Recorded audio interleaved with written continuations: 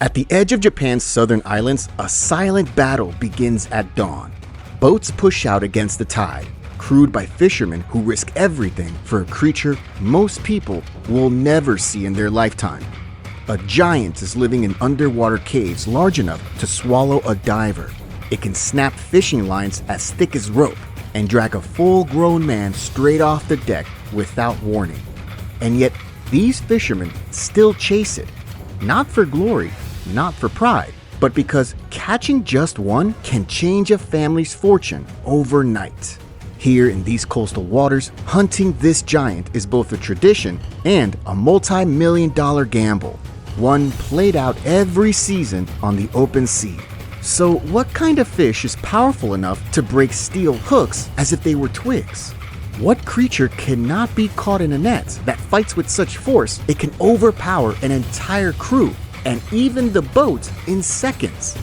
Today, we'll venture into the waters of southern Japan for a hunt like no other, where patience becomes a weapon, darkness turns into an enemy, and a single mistake could mean a serious fatality.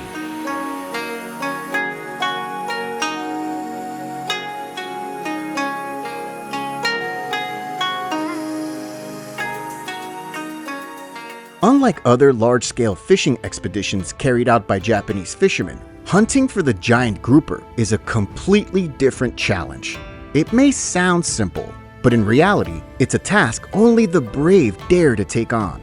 The giant grouper is one of the largest fish species found in coastal regions around the world, especially where coral reefs are abundant. Growing up to 2.7 meters long and weighing as much as 400 kilograms, this underwater giant is one of the largest reef-dwelling bony fish on Earth. Giant groupers, unlike schooling fish such as tuna, live mostly solitary lives. They rarely gather in groups, which means catching more than one at a time is almost impossible.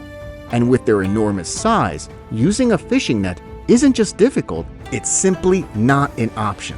But here's something truly fascinating about the giant grouper. It can change sex. Yes, these fish are what scientists call protogenous hermaphrodites. In simple terms, every giant grouper is born female. Later in life, many of them transform into males, usually when they grow big enough to defend a territory, or when the dominant male in the area has disappeared, either taken by fishermen or lost to the ocean. However, if a dominant male is already present, the females remain female, a reproductive strategy that helps maintain the population and keep breeding numbers stable. This is why most groupers caught are females, while the truly massive males are incredibly rare and worth a fortune on the market. And as Japan's fishermen continue to pursue this sea giant along their coastal waters, one question still lingers. Why does this fish matter so much? And why is the technique used to catch it so different from anything we usually see? Let's find out.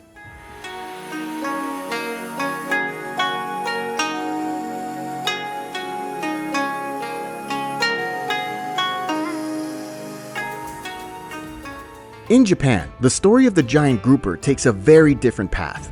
For centuries, the country has relied heavily on its vast waters for nourishment, making full use of marine life, from the giant whales they consider sacred to bluefin tuna, and of course, the giant grouper. While whales and tuna are hunted in large groups by fleets of fishermen, the giant grouper is pursued closer to shore, using only small boats, hooks, and long lines. This is why catching one carries a special kind of honor, an achievement fishermen wear with pride. Landing a giant grouper is a true test of skill, almost like defeating an adept master-level sea creature. A single successful catch can turn an ordinary fisherman into a local hero, because capturing this monster is anything but easy. But what really happens out there in the coastal waters where this silent battle unfolds? How does a fisherman manage to emerge victorious? And why do they continue to chase this creature, even though one mistake could cost them the fish or their own lives? Let's take a closer look.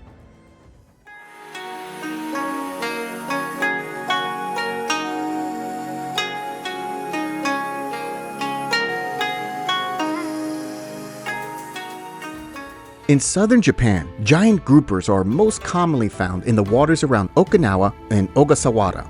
The fishermen who live in these regions know the coastline like the back of their hand.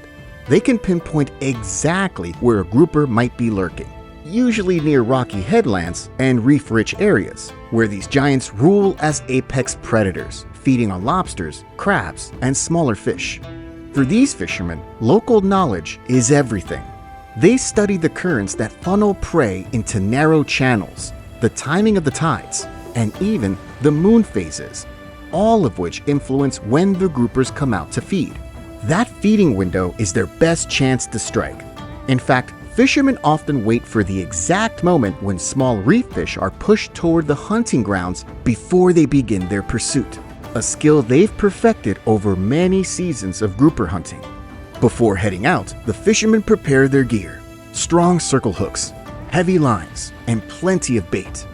At dawn, just before the sun breaks the horizon, they set off, already knowing the precise spots to target. Finding the grouper is a test of patience and sharp observation. Fishermen watch the water's surface for the slightest disturbance: a boil, a dark shadow drifting below, or the sudden scatter of smaller fish fleeing for their lives. These signs reveal whether a grouper is on the hunt or resting in its cave. And depending on the fish's position, the fishermen choose their method. If the grouper is visible and within reach, a diver may go in with a pole spear.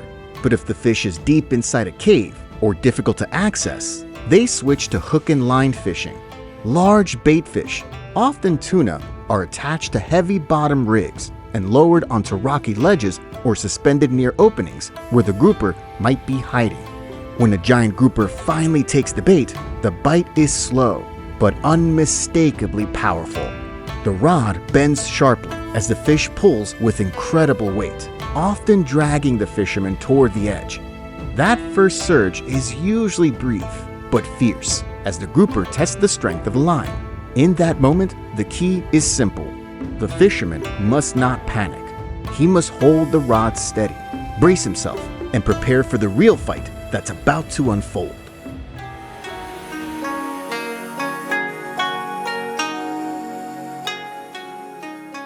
This is where the real battle begins. A true tug of war between the fisherman and the giant grouper.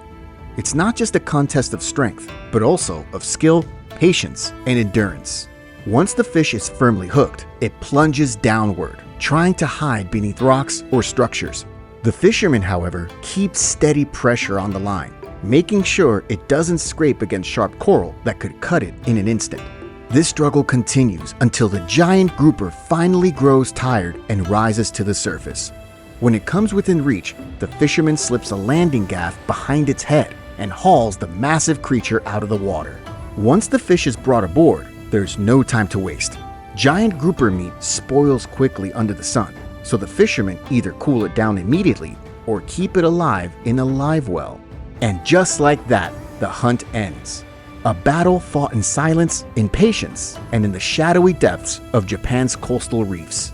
In many parts of Japan, the giant grouper is valued not only for its meat, but also as a prized live specimen for aquariums. This is why preserving its freshness is super important. But the giant grouper is unlike most fish. It grows slowly and has a unique spawning behavior, which makes it vulnerable. This has led to increased conservation awareness. Many local fisheries and coastal communities now monitor catches and adjust their methods and seasons to prevent overhunting, ensuring that this remarkable species does not drift toward extinction.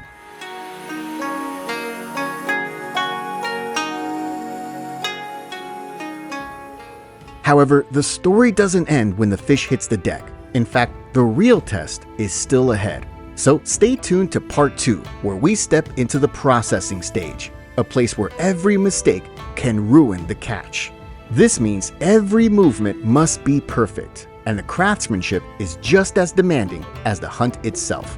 So if you thought catching a giant grouper was intense, wait until you see how Japanese masters break down this sea monster with speed, precision, and techniques refined over generations to create exceptional culinary delicacies.